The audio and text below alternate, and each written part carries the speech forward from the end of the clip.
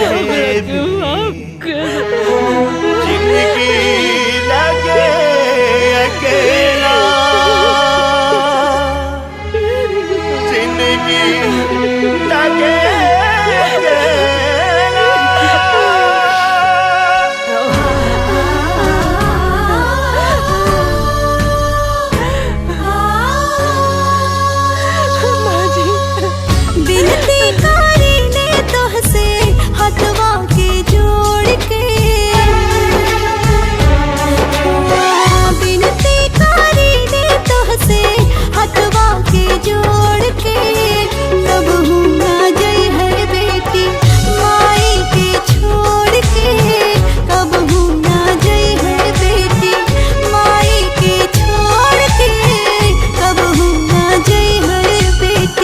घरवा के लक्ष्मी हो बंधन की तोड़ के, कबहू न जई है बहू हमनी के छोड़ के, कबहू न जई है बहू हमनी के छोड़ के, कबहू न जई है बहू।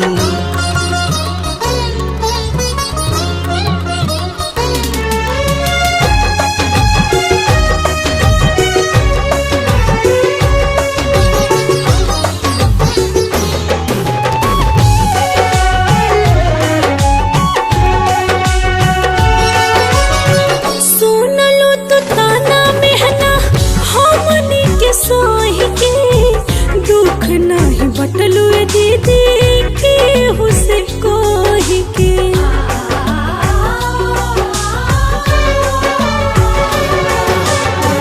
माफ ना विधाता करी है देनी तो के चोट हो, तू ही दे दो माफी दीदी होई तो हुसे चोट हो। किस्मत हमार जे पैनी हमको के जीवन साथी, किस्मत हमार जे पैनी हमको के जीवन साथी, हमनी के जोड़ी ऐसे जैसे की दिया सतबाती।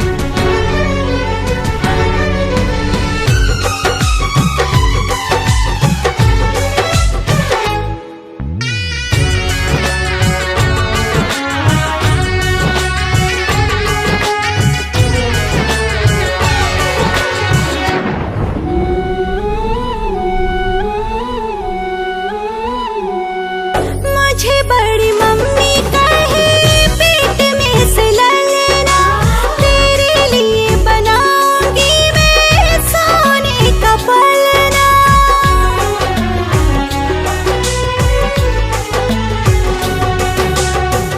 रोएगा हंसाऊंगी मैं गोद में सुलाऊंगी, एक पल भी दूर तुझसे कभी नहीं जाऊंगी। भगवान रहित जे हमरे हाथ में खेली सारा, भगवान रहित जे हमरे हाथ में खेली सारा, इनकर सांस टूटे जे पहले रोक देती वक्त के धारा।